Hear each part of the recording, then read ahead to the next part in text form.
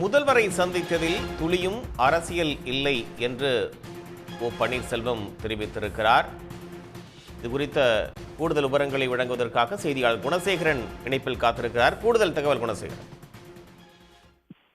பன்னீர்செல்வம் தற்பொழுது அறிக்கையினை வெளியிட்டிருக்கிறார். அந்த அறிக்கையில் பல்வேறு விஷயங்கள் குறிப்பிட்டிருக்கிறார். அதுவும் குறிப்பாக கடந்த வாரம் தமிழ்நாடு முதலமைச்சர் மு.க.ஸ்டாலினை அவரது இல்லத்தில் சென்று சந்தித்தது அரசியலுக்கு அப்பாற்பட்டது என்ற ஒரு கருத்தினை அவர் குறிப்பிட்டிருக்கிறார். அதுவும் குறிப்பாக தமிழ்நாட்டு பண்பாடு என்பது மருத்துவமனையில் சிகிச்சை பெற்று இல்லம் திரும்பியவர்களையும் அவர்கள் இல்லம் தேடி சென்று விசாரிப்பதும், அதே போன்று உயிரிழந்தவர்களின் உறவினர்களை சந்தித்து துக்கம் விசாரிப்பதும் தமிழ்நாட்டினுடைய பண்பு என குறிப்பிட்டிருக்கிறார். அந்த வகையில்தான் தமிழ்நாடு முதலமைச்சர் உடல்நலக் குறைவு காரணமாக மருத்துவமனையில் அனுமதிக்கப்பட்டு பல்வேறு சிகிச்சைகளுக்கு பிறகு பூரண குணமடைந்து வில்லம் திரும்பியிருந்தார். அதனைத் தொடர்ந்து அவரது வீட்டிற்கு நேரில் சென்று நலம் விசாரித்தேன். அதே போன்று முதலமைச்சருடைய மூத்த சகோதரர் மு.க. முத்து அவருடைய மறைவிற்கு இரங்கலையும் தெரிவித்ததாகவும், இதற்காகத்தான் அவரது இல்லத்திற்கு சென்றிருந்தேன் என குறிப்பிட்டிருக்கிறார். அது மட்டுமல்லாமல் தமிழ்நாட்டின் பண்பாடு இதன் மூலமாக வெளிப்படுகிறது. அதற்கு முன்னதாக தன்னுடைய மனைவி மற்றும் தாயார் இறந்தபோது முதலமைச்சர் நேரில் வந்து ஆறுதல் கூறியிருந்தார் என்பதை இந்த நேரத்தில் சுட்டிக்காட்டுவதாகவும்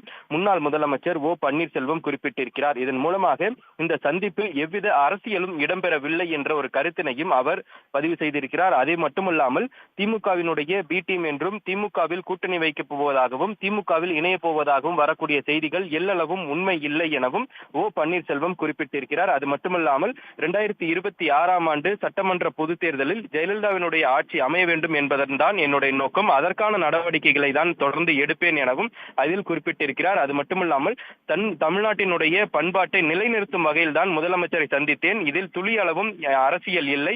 இதனை வைத்து அரசியல் ஆதாயம் தேட நினைப்பவர்களை பார்க்கும் பொழுது அண்ணாவினுடைய பொன்மொழியாக இருக்கக்கூடிய பண்பு தெரிந்தவர்கள் பாராட்டுகிறார்கள் என்பது குறித்தான ஒரு பொன்மொழியை குறிப்பிட்டும் அறிக்கையின் மூலமாக முன்னாள் முதலமைச்சர் பன்னீர்செல்வம் குறிப்பிட்டிருக்கிறார். அது மட்டுமல்லாமல் சமர சிக்ஷான் திட்டத்தின் கீழ் தமிழ்நாட்டிற்கு அளிக்க வேண்டிய நிதியை நான் ஏதோ இப்போதுதான் வெளியிடுவது போன்ற ஒரு விமர்சனங்களும் எழுந்திருக்கிறது. இதற்கு முன்னதாக ஏற்கனவே 2024 ஆண்டு 29 8வது மாதம் இதே போன்ற ஒரு ஒன்றிய அரசிற்கு எதிரான ஒரு அறிக்கையினையும் அப்பொழுது வெளியிட்டிருந்தேன் என்பதையும் அவர் குறிப்பிட்டிருக்கிறார். அதற்கு முன்னதாக இந்து முன்னணிக்கு 2025 6வது மாதம் 25 இந்து முன்னணியினருக்கு எதிரான ஒரு கண்டன அறிக்கையினையும் வெளியிட்டதையும் பன்னீர்செல்வம் குறிப்பிட்டிருக்கிறார். இது மட்டுமல்லாமல் 2023 ஆண்டு 6வது மாதம் 12 ஒன்றிய அரசிற்கு எதிராகவும் பாஜகவிற்கு எதிராகவும் தன்னுடைய கருத்தை பதிவு செய்ததாகவும் முன்னாள் முதலமைச்சர் பன்னீர்செல்வம் தெரிவித்திருக்கிறார். இந்த நிலையில்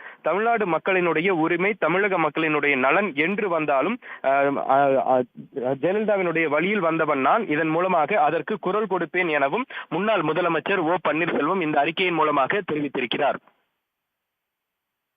விரிவான தகவல்களுக்கு நன்றி குணசேகரன். உடனுக்குடன் செய்திகளை தெரிந்து கொள்ள சன் நியூஸ் பெல் ஐகானை கிளிக் பண்ணுங்க.